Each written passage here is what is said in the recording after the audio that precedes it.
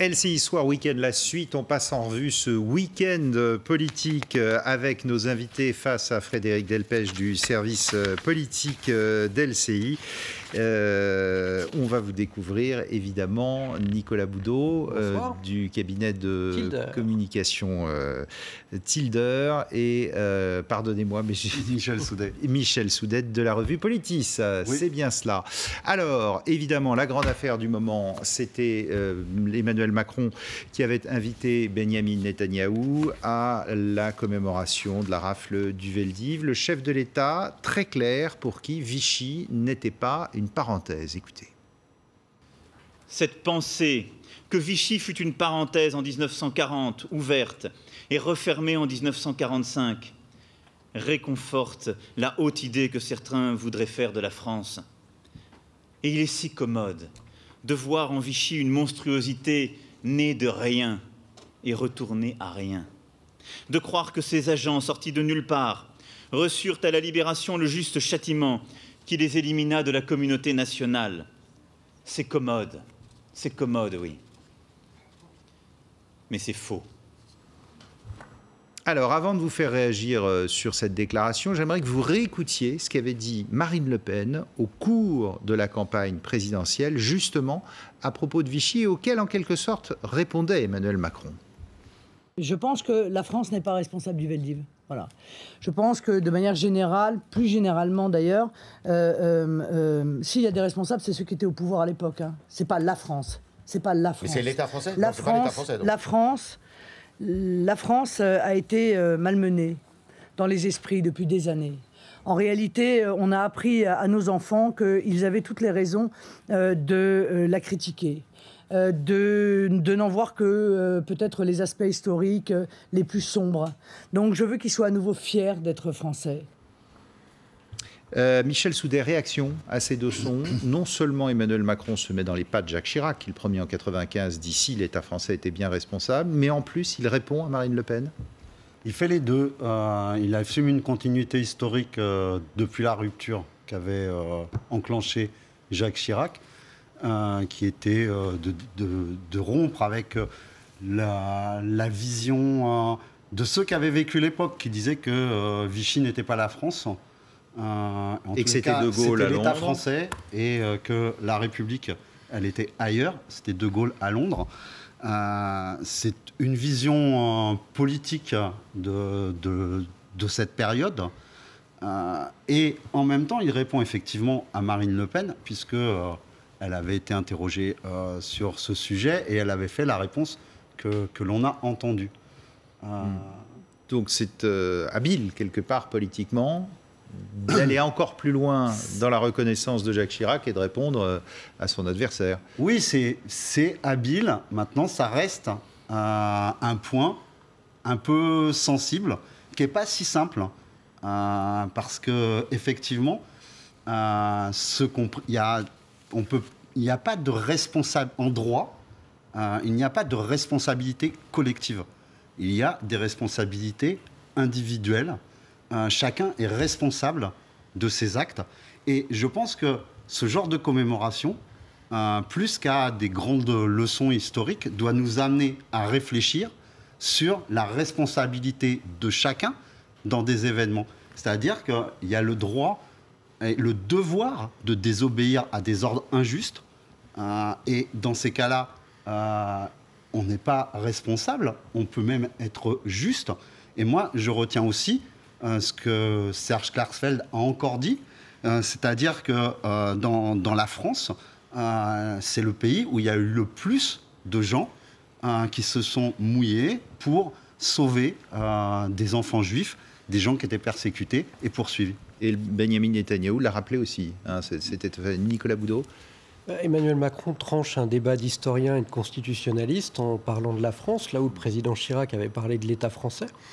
En droit, le président Chirac, c'était probablement vrai. Là, on fait un pas supplémentaire en considérant que c'était l'intégralité du pays qui avait participé à la rafle du Veldiv en juillet 1942. Donc, c'est un pas supplémentaire qui risque de faire polémique pour Emmanuel Macron, puisqu'on va l'accuser, une fois de plus, de faire de la repentance 75 ans après, là où déjà il y avait eu un début de polémique pendant la campagne présidentielle sur un autre sujet qui n'a rien à voir et qui, lorsqu'il avait parlé de génocide en Algérie, venir sur les sujets d'histoire quand on est président de la République, c'est toujours compliqué. Il faut toujours le faire, comme disait Montesquieu des Lois, d'une main tremblante. Là, il tranche ce débat de façon extrêmement claire, là où probablement on trouvera des profs de droit constitutionnel pour lesquels la situation n'est pas aussi claire, nette et précise que ce qu'il a dit cet après-midi. Oui, alors il le tranche, mais enfin, il n'est pas le premier à le trancher. Ça avait été ouvert par Jacques Chirac en 1995. Qui allait moins loin. Hein. Oui, mais parce que pour l'époque, Jacques Chirac, c'était véritablement une rupture. En plus, pour Jacques Chirac, qui venait d'une famille gaulliste, c'était particulièrement une rupture. Et donc, on voyait que c'était les débuts, mais c'était ça la vraie rupture. Ensuite, Nicolas Sarkozy a confirmé les propos de Jacques Chirac et François Hollande est allé un peu plus loin en disant que la France avait commis un crime au Veldiv. Et donc, Emmanuel Macron ne fait que finalement s'inscrire dans les pas de François Hollande. Il ne dit pas beaucoup plus que François Hollande en réalité, en expliquant que c'est la France qui est responsable. Mais effectivement, vous avez passé l'extrait où on entend Marine Le Pen revenir sur cette polémique avec la réponse que lui a fait Emmanuel Macron aujourd'hui. Mais Marine Le Pen n'est pas la seule responsable politique à avoir des réserves sur cette vision d'une France collectivement responsable. Des gens comme Henri Guénaud à droite, comme Jean-Pierre Chevènement à gauche, comme Nicolas Dupont-Aignan par exemple, publiquement émettent aussi des réserves. Donc, ce débat, il est peut-être tranché par le chef de l'État une nouvelle fois après ses trois prédécesseurs, mais il n'est pas complètement terminé, parce qu'on voit qu'il ressurgit, il a ressurgi pendant la campagne présidentielle, et de temps en temps, il ressurgit par le biais de certaines personnalités. Donc c'est encore, certes, on peut imaginer maintenant, il y a une sorte de loi, entre guillemets, qui a été édictée par les présidents successifs et qui ont tranché de par leur autorité présidentielle, mais ça n'empêche que il y a quand même ici ou là des personnalités politiques qui ne sont pas forcément sur cet avis. Oui, parce qu'historiquement c'est très compliqué. C'est une Assemblée nationale majoritairement de gauche et radicale qui donne les pleins pouvoirs au maréchal Pétain. Ça devient l'État français. Et donc toute la question à trancher est de savoir si cet État était légitime. Et elle met fin à la Troisième République. Et ça met fin oui, alors on ne va pas revenir sur le débat d'historien.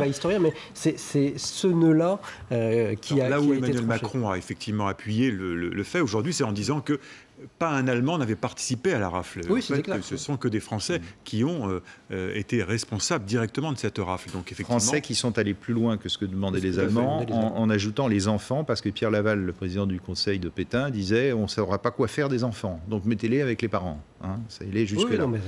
Alors, on va avancer. Autre son de la cérémonie de ce matin, Benyamin Netanyahou. On a peu retenu ce son, mais qui fait un parallèle, vous allez le voir, entre nazis collabos et terrorisme actuel. Écoutez. Votre combat est le nôtre. L'islamisme radical cherche à vous détruire et ce faisant à nous détruire. Nous devons lutter ensemble et rester forts, unis contre ce fléau. We must remain strong against them together, and we must defeat them together. Pour l'honneur sacré de ceux qui ont péri ici, pour l'avenir des prochaines générations, assurons la victoire, le triomphe de la liberté, de l'égalité et de la fraternité. N'oublions pas le passé et assurons l'avenir. Réaction là-dessus? Il est dans son rôle de Premier ministre israélien qui, d'un point de vue géopolitique, est encerclé par des pays arabes dont il voit la montée de l'islamisme le menacer directement. Et donc, il fait un parallèle et à chaque fois qu'il se déplace à l'étranger, de toute façon, Benjamin Netanyahu se sert de ces déplacements pour rappeler cette réalité qui est une réalité géographique. Donc moi je trouve pas ça surprenant, ce discours à ce moment-là et ce parallèle-là qui en fait finalement il parle de lui-même quand Michel Soudet, d'accord avec ça ce parallèle. Moi je me méfie toujours des parallèles historiques, surtout de cette nature. Les choses ne sont pas similaires. On avait, à l'époque de la rafle du Veldiv, on avait un État dominateur en Europe, raciste, puissant, qui occupait bon nombre de pays européens. L'islamisme radical, c'est autre chose, c'est quelque chose de plus flou, même si il y a un groupe qui s'appelle État, mais ce n'est pas vraiment un État.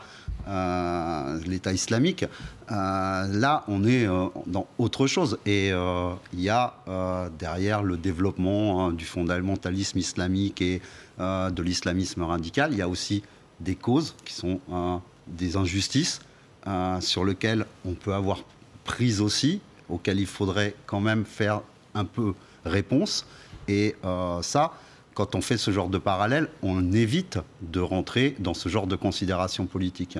Donc, c'est un peu facile. Parallèle hasardeux, quand même, entre 13 000 juifs de France livrés aux Allemands et puis Daesh. Oui, on ne aussi. voit pas tellement le rapport. Mais bon, l'invitation qui était faite à Benjamin Netanyahu pour cette commémoration était contestée par un certain nombre de forces politiques et le Parti communiste, et des associations aussi. Et des associations. Et on voit bien qu'il utilise aussi ce genre de commémoration pour défendre sa politique. Et ça, c'est assez regrettable. Oui, c'est aussi, on peut y voir dans cette déclaration du Premier ministre israélien un message à la communauté juive ici, sur notre sol. Vous vous rappelez qu'après l'attentat contre Charlie Hebdo, il était venu en France, il avait eu ces déclarations assez polémiques en invitant les juifs de France à revenir en Israël pour... Ça n'avait pas du tout plu à Manuel Valls, Premier ministre. Sur le registre, en France, il y a une montée de l'islamisme radical qui s'en prend tout particulièrement aux juifs. Et là aussi, c'est sans doute aussi une façon de s'adresser à la communauté juive, sans doute plus qu'à la communauté internationale, un message assez ciblé dans le discours du Premier ministre israélien. Alors, on avance. Qu'est-ce que retenir de cette semaine? Évidemment, c'est le recadrage du chef d'état-major des armées françaises, le général Pierre de Villiers, par Emmanuel Macron, qui, vous le savez, le gouvernement a annoncé 850 000 suppressions de postes dans l'armée dès 850 000 millions dans l'armée dès 2017, et le général de Villiers s'en était offusqué, d'où ce recadrage du chef de l'État. Il ne m'a pas échappé que ces derniers jours ont été marqués par de nombreux débats sur le sujet du budget de la défense. Je considère, pour ma part, qu'il n'est pas digne d'étaler certains débats sur la place publique. J'aime le sens du devoir, j'aime le sens de la réserve qui a tenu nos armées où elles sont aujourd'hui. Et ce que j'ai parfois du mal à considérer dans certains secteurs, je l'admets encore moins lorsqu'il s'agit des armées. Réaction là-dessus, on va dire un poncif, mais on est en plein président jupitérien. Oui, là, c'est sûr. Qui a tort, qui a raison, ou est-ce que les deux sont dans leur rôle ? Les deux sont probablement dans leur rôle, c'est difficile à dire. Le recadrage comme ça d'un président de la République, chef des armées, au chef d'état-major des armées, veille de 14 juillet, je crois que c'est une première. Et c'est pas forcément adroit de la part du président de la République de rappeler qu'il est le chef des armées de façon aussi directe et brutale. Ça veut dire que ça va pas de soi ? Mais si, justement, parce que ça va de soi pour l'ensemble des militaires, et ils n'ont pas besoin qu'on leur rappelle. C'est quelque chose qui est complètement logique et qui est assumé. Et sinon, on serait en risque et on serait plus une démocratie si l'armée n'obéissait pas. Donc voilà, c'est un recadrage qui probablement de la part du président de la République allait beaucoup trop loin et de façon beaucoup trop brutale par rapport à la sortie du général de Villiers, qui en plus était un peu plus mezzo voce que ce que le président en a fait. Le fond de ce qu'a dit le général de Villiers était assez dur. On ne va pas répéter assez cru même, d'ailleurs, on ne va pas répéter la phrase exacte, mais c'était à huis clos devant la commission de la Défense à l'Assemblée nationale. Là, on a un acte d'autorité public édicté par Emmanuel Macron. C'est vrai que c'est inhabituel parce qu'en général, ce genre de choses, ça se règle en tête-à-tête. Et en plus, le président de la République avait largement l'opportunité. Le lendemain, on les voit côte à côte dans le défilé du 14 juillet, dans le commande-car sur les Champs-Élysées. Et il avait largement l'occasion de lui en parler en tête-à-tête. Là, il a voulu le faire publiquement. Il a voulu engager un acte d'autorité, de recadrage. Alors bon, c'est sans doute une démarche politique de la part d'Emmanuel Macron. C'est pas gratuit. C'est sans doute bien évidemment pour affirmer son autorité qui ne laissera personne empiéter sur son domaine régalien, les affaires étrangères, la défense, etc. C'est lui et lui seul le chef et personne ne peut s'opposer à ça. C'est ça le message qu'a voulu véhiculer Emmanuel Macron. C'était une façon aussi de clore la polémique immédiatement pour éviter qu'elle ne s'enflamme un peu rapidement et ça aurait pu effectivement provoquer des dissensions, y compris même au sein de la majorité. Mais il y en a eu quand même puisque Jean-Jacques Bridet, le président de la commission, lui s'est démarqué aussi. Jean-Jacques Bridet, président de la commission de défense à l'Assemblée nationale, qui est un membre de la République En Marche. Et effectivement, le budget de la défense participe à hauteur de 850 millions sur ces 4,5 milliards, ce qui, je trouve que c'est un peu beaucoup, mais bon, la décision est prise, maintenant on l'applique. Je ne regrette pas cette décision, je regrette cette coupe budgétaire. Mais par contre, je ne conteste pas la décision qui en revient au président de la République, donc il a pris la décision, voilà, tout le monde doit la respecter. Et je serai le premier à la respecter. Je regrette effectivement qu'une partie de l'expression du chef d'état-major soit sortie de la commission alors qu'elle était à huis clos. Michel Soudet, il joue un peu sur les mots, là. Il regrette, mais il ne regrette pas. On a là un élément de ce qui va se reproduire dans les jours et les semaines à venir. Parce que là, on a la défense qui proteste contre des coupes budgétaires, etc. Alors même qu'Emmanuel Macron avait promis de porter le budget de la défense nationale à 2%, mais en 2025, c'est-à-dire il veut toujours le faire, dès 2018, normalement. Mais au-delà de son quinquennat, il avait fixé l'objectif quand même, notez-le bien. Dans d'autres domaines, c'est la même chose. On l'a entendu dire de manière très tonitruante et spectaculaire que tous les chercheurs qui veulent venir, les chercheurs américains sur le climat, qui veulent venir en France, seront accueillis les bras ouverts. Il réduit le budget de l'enseignement supérieur et de la recherche, là, pour 2017, de 300 et quelques millions. Alors même qu'on n'arrive pas à trouver de la place pour tout le monde dans l'enseignement supérieur. Bon, donc tous les responsables politiques d'En Marche vont dire c'est bien de faire des coupes, c'est bien d'avoir la politique fiscale qu'on a annoncée, qui va profiter essentiellement aux plus riches. Et par contre, les coupes, si on pouvait les faire ailleurs, ça serait mieux. Voilà, c'est le discours qu'on va entendre pendant des semaines, puisque ça va commencer cette semaine. Mais c'est un premier couac, là, un peu, de la part du président de la commission de défense. Oh, c'est un tout petit couac. Ce qu'il regrette quand même, c'est que les propos soient sortis de ce cadre feutré qu'est la commission de la défense. Il semble quand même donner raison au général De Villiers. Enfin, il semble plutôt aller dans le sens... Bien sûr. Il soutient plutôt De Villiers que le président de la République, alors qu'il est lui-même En Marche, et député élu En Marche, faisant partie de la majorité présidentielle.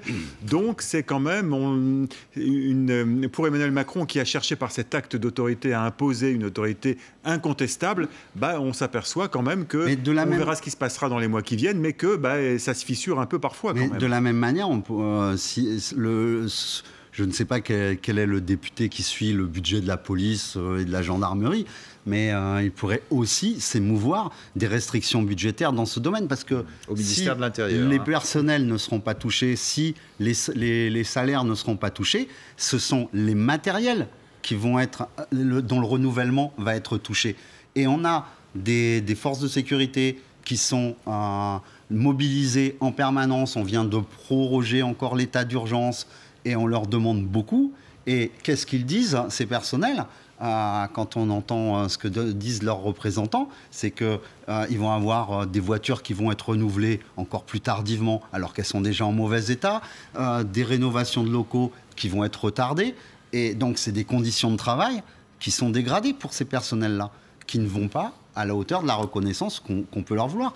C'est exactement comme dans les autres domaines que je citais tout à l'heure, comme l'enseignement supérieur, c'est pareil. Alors, je crois que si cette polémique était restée au niveau de la commission de la défense et qu'il n'y avait pas eu le discours un peu martial... Tout le monde sait qu'il y a des fuites dans les commissions. Ça, oui, tout le monde le sait, mais malgré tout, ce serait resté circonscrit et c'était parole contre parole. Là, c'est le discours du président de la République qui vient lancer la polémique et qui crée vous avez vu qu'il en a remis une couche après, le général de Villiers dans le Figaro. Hein. Et on va voir surtout comment ça va se terminer, puisque les deux hommes, Emmanuel Macron et de Villiers, vont se retrouver en conseil restreint de défense mercredi et en tête-à-tête vendredi à l'Élysée. Alors il faut rappeler que le général de Villiers a été prolongé d'1 an, juste il y a quelques jours, par Emmanuel Macron, alors qu'il a atteint l'âge de la retraite. Au vu de ce qui s'est passé, ça lui paraît difficile qu'il reste... Mais entre ces deux rendez-vous, Frédéric, il y a un débat d'orientation budgétaire à l'Assemblée nationale jeudi, qui va donner la tendance pour 2018 de manière un peu plus solennelle que les déclarations qui ont été faites dans la presse. Qui va confirmer qu'il y aura une augmentation en 2018. Autre séquence, vendredi, évidemment, le défilé du 14 juillet, en présence du président américain Donald Trump, séquence forte. Et vous allez l'entendre, qui est le meilleur défenseur d'Emmanuel Macron. Eh bien justement, c'est lui, Donald Trump. Tout ira très bien, car vous avez un très bon président. Vous avez quelqu'un qui va bien mener ce pays, et moi, je suis prêt à en parier. Vous avez un très bon dirigeant, un très bon président. Vous avez un président qui a du cran. Il sera ferme avec les gens qui violent la loi et les responsables de la violence. Je pense très sincèrement que vous aurez une ville de Paris très belle et très pacifique. Nicolas Boudot, étonnant, Emmanuel Macron a séduit Donald Trump, visiblement. Oui, ou alors c'est Donald Trump qui a vraiment besoin d'amis. Et qui, en flattant les Français et le président de la République, s'assure au moins en façade un allié pour les 3 ans et demi. Alors qu'il est dans une situation extrêmement difficile dans son pays. Oui, dans une situation extrêmement difficile, aussi bien dans son pays que même sur le front international, puisqu'il perd un certain nombre d'alliés. En tout cas, certains se détournent de lui. On sait que ses relations sont exécrables avec l'Allemagne, sont pas terribles avec Theresa May en Angleterre, et ça, c'est assez nouveau. Donc là, il est dans une opération de séduction croisée, puisque Emmanuel Macron a fait le job en lui faisant visiter Paris, puisque le président américain avait critiqué la ville de Paris pendant la campagne américaine. On a un président américain qui, par politesse, d'abord remercie le président de la République français et ensuite le flatte parce que, une fois de plus, je me répète, mais il a fondamentalement besoin d'alliés sur la place internationale. Michel Soudet, là-dessus ? C'est peut-être quand même un petit peu gênant d'être encensé à ce point par un Donald Trump dont on connaît par ailleurs les orientations politiques, la manière de voir le monde. S'ils trouvent qu'on a un bon président, c'est que peut-être ils ont des points communs. Et ça, c'est, à mon sens, extrêmement inquiétant. Oui, on peut voir ça comme ça. Bah oui, mais disons que c'est plutôt une courtoisie, en tout cas, pour remercier d'une visite où il a été où l'un a besoin de l'autre et inversement. Non, c'est un pari que fait Emmanuel Macron de vouloir parler à tout le monde. En gros, c'est ce qu'il veut démontrer aux Français depuis qu'il est président. Et peut-être d'avoir un leadership sur la scène internationale aussi. Ça, on n'en sait rien parce que ça, c'est encore un peu prématuré. Est-ce que le fait de mettre les petits plats dans les grands pour recevoir Donald Trump, le faire monter au 2e étage de la Tour Eiffel dans un des meilleurs restaurants de Paris, est-ce que ça va lui assurer une bienveillance des Américains ? Il faudrait être un peu naïf pour le penser quand même. Mais il n'empêche que lui, son pari, c'est de dire, il faut parler à tout le monde. Je veux replacer la France au centre du jeu diplomatique international. On verra si ça porte ses fruits ou pas. On verra notamment sur le climat s'il y a une évolution. Et justement, vous avez vu la une du journal du dimanche de ce matin. Lui dit, j'ai réussi. Trump va changer sur le climat. Oui. Il va évoluer, il va dire quelque chose. Ça, c'est... Attendons les actes. Lui-même dit, j'ai réussi. Attendons les actes. Oui, effectivement. Il fait un peu le service après-vente du voyage de Donald Trump, Emmanuel Macron, avec cette interview. Mais on verra si les actes lui donnent raison. En tout cas, il fait un pari diplomatique. Il veut être celui qui rencontre et qui parle à tout le monde, contrairement à son prédécesseur François Hollande. Et d'ailleurs, l'illustration de ça a été la déclaration d'Emmanuel Macron disant la France ne faisait plus d'un préalable le départ de Bachar el-Assad pour une solution en Syrie. Donc là, il a vraiment incarné une rupture vis-à-vis de la jurisprudence Fabius-Hollande. Et donc, voilà, contrairement... Ça avait déjà évolué. Ça avait évolué, mais on sait que François Hollande, par exemple, traitait avec beaucoup de pincettes Vladimir Poutine, avec l'embargo, etc. Là, on voit Emmanuel Macron qui veut un peu remettre tout à plat et peut-être faire en sorte du bilatéralisme, c'est-à-dire des relations vraiment interpersonnelles avec tous les chefs d'État, les principaux chefs d'État étrangers. 3 sons à vous faire écouter à présent, mais sur la politique franco-française. Tout d'abord, Gilles Lejean, nouveau député de Paris pour La République En Marche, qui était avec nous il y a quelques minutes, et qui revient sur ce qui va se passer demain. Il va y avoir une grande conférence des territoires au Sénat, et peut-être une nouvelle réforme. Écoutez-le. Il faut absolument que nous repensions... Il y a un échelon administratif de trop ? Il y a peut-être des choses à regrouper au niveau des métropoles. Entre la métropole et le département, est-ce qu'il n'y a pas de doublon? Le cadre régional a été fixé, on ne va pas le rouvrir. Mais bon, il y a plusieurs options. Alors, conférence des territoires demain, est-ce que ça va être simplement un grand machin ou au contraire, on va vers une nouvelle réforme possible? Écoutez, l'orientation, elle est claire, il faut faire des économies. Ces économies s'accompagnent en plus de baisses d'impôts, certaines pour faire plaisir ou assez démagogiques, comme la suppression de la taxe d'habitation pour 80% de ceux qui la payent. Dès l'année prochaine. Il y en a déjà 10% qui ne la payent pas parce qu'ils en sont exonérés avec des revenus faibles. Ça ne va pas forcément être compensé pleinement par l'État. D'ailleurs, Édouard Philippe n'a pas caché que il y aurait ça ne sera pas complètement compensé. Là-dessus, on sait très bien qu'il y a des orientations et des demandes qui sont faites aux collectivités locales, à elles de se débrouiller pour les trouver, mais pour faire des économies parce qu'il faut réduire le déficit, etc. Et donc, c'est ça qui commence demain au Sénat. Alors, il y a des pistes qui sont connues, qui avaient déjà été lancées. Est-ce que c'est celles qui vont suivre? On sait que il était question de supprimer les départements dans au moins la moitié des cas. Une cinquantaine de départements étaient déjà prévus pour la suppression. C'est quand même une petite révolution, ça. Oui, mais on a entendu dire aussi du côté de chez Macron qu'il y avait un échelon administratif de trop. Alors, est-ce que c'est des regroupements de communes? Bon, tout ça, les gens vont le sentir ensuite. Ça va se traduire par des décisions concrètes, avec des services publics de proximité qui seront plus éloignés. C'est déjà le cas avec les bureaux de poste, les trésoreries, payeurs, etc. C'est pas fait. Mais c'est ça qui est derrière à chaque fois, puisque c'est un mouvement quand même qui est enclenché depuis une vingtaine d'années et que Emmanuel Macron veut accélérer. Et faire confiance aussi au numérique. Dans un premier temps, la priorité sans doute pour Emmanuel Macron, c'est de rassurer sans doute les communes et les collectivités locales sur la compensation, la taxe d'habitation. Et après, peut-être, mais c'est sans doute pas pour tout de suite, une nouvelle réforme territoriale, mais je pense que beaucoup de collectivités locales ont été particulièrement secouées ces dernières années par les réformes territoriales successives, dont la dernière avec la diminution du nombre de régions, qui a d'ailleurs pas donné tous les résultats promis à l'époque en termes de réduction des coûts. On s'aperçoit que c'est pas finalement beaucoup plus. Il n'y a pas eu des économies drastiques qui ont été faites. Il y a eu la réforme Sarkozy du conseiller territorial unique, qui était aussi une réforme qui a surtout. Chaque président, il va de sa réforme. Oui, mais justement, pour des résultats, elles n'aboutissent jamais parce que l'opinion publique très moyens.